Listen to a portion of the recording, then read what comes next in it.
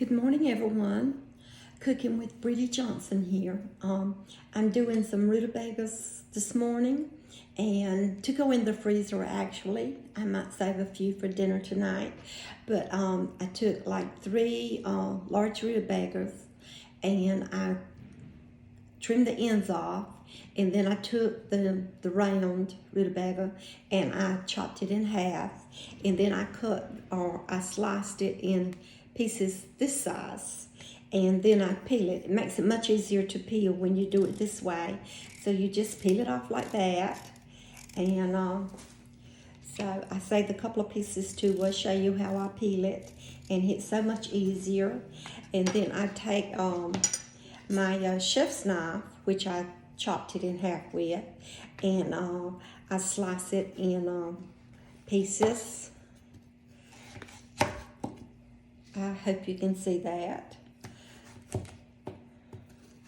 And then I will cut it in smaller pieces like this, and pretty much even your pieces out that you're chopping to cook, and that way they will cook more evenly in the pot.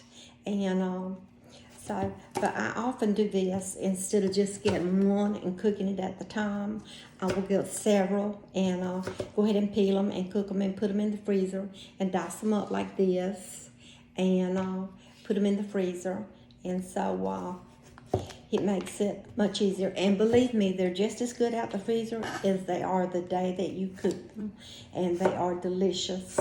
And they are a healthy way of cooking, and it saves time when you get ready to prepare a meal and you want to cook some. You already have them in the freezer, so that way you will just get them out and rinse them off and put them in your pot and cook them.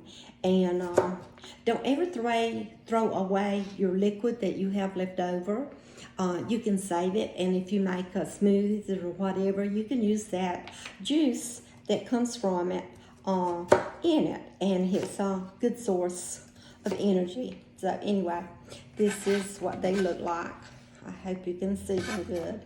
And so I just scoop them up and I put them in my pan and give them a good rinse, and then I will take them over to the pot. And it only takes about 20 minutes to cook them like this. It's real easy, and if you cut them in big hunks or whatever, it doesn't cook as easily.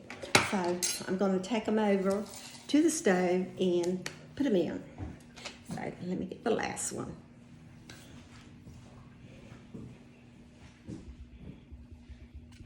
Hope I can move you guys over here without letting you fall off today. Whoops, almost went. See the pot? There we go. Now let me get them. And I already have them, and they're in some water, and I have them, the water is already boiling. I have probably 1.5 quarts of water in the pot, and I just give them a good rinse, put them in the pot, and that way they will cook. And I usually use a little bit of thicker pot to cook them in. They seem to get more tender that way. It's like a Dutch oven, so they will cook more thoroughly and be tasty. But this is a good, easy way to fix them if you love rutabagas, which I do. And they are good. I could eat them once a week or twice a week, and but they're healthy. So, and it's a vegetable that you can grow in the garden. And some of our people that grow produce around, they do usually grow rutabagas. So let me get a little bit more water. Don't think I have enough.